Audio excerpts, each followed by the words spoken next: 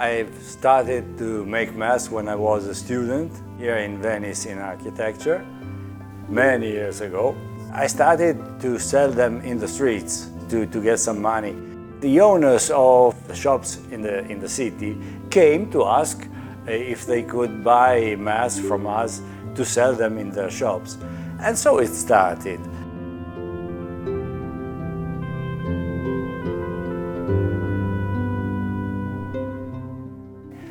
At the beginning we worked just at home. I was living in a home of 34 square meters. That was also my workshop. We started making masks 84 and we opened the shop 1986. We worked together with my friend for 15 years. After 15 years, each one of us developed different ideas, and so we separated. And I decided to respect absolutely the tradition and to be a point of reference for masks that are completely handmade, and also the difference is made with love. Each one is different and each one is the expression of the man or the woman that makes it. All masks have to be something unique.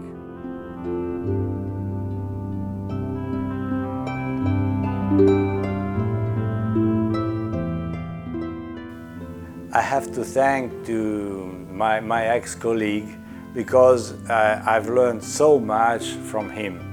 Making a mask is a connection of sculpture and painting, and it's something more complicated.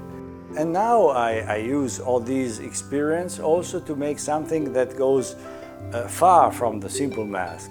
I always look for a certain expression, then I transform the subject, a face, in some mask. Normally I start making a certain face I feel that is interesting, with a certain expression that can be angry or smiling or half smiling, half sad and a little bit smiling, I don't know.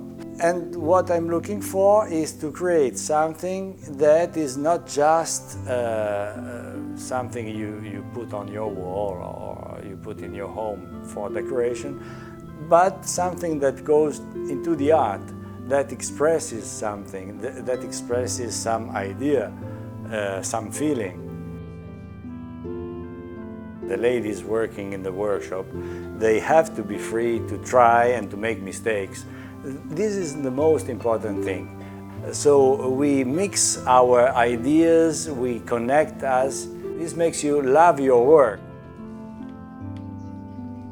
The second thing I wanted to do was to teach people, let people know about the history behind the mask. So I organized conferences, practical courses in which you can paint your mask.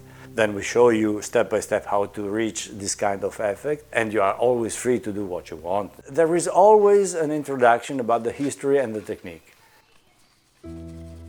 When I started, the art of making masks was lost. Nobody knew how to make them, the materials, the techniques. So I went to the big library of Venice, Libreria Marciana, and I started to read about these facts.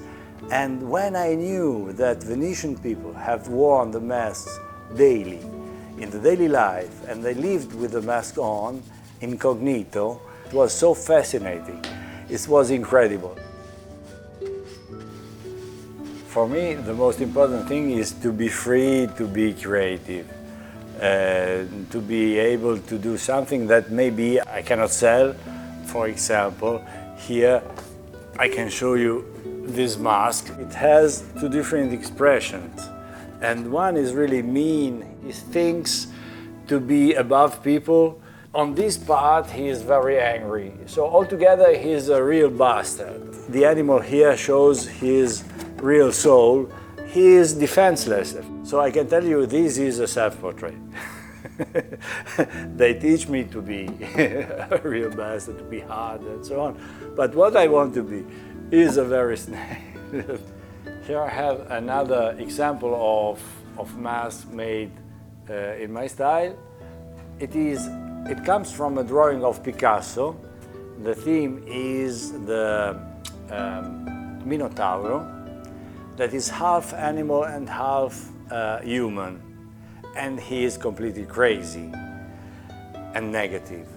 And I put newspapers on the surface that speak about war, about the animal part of the human being.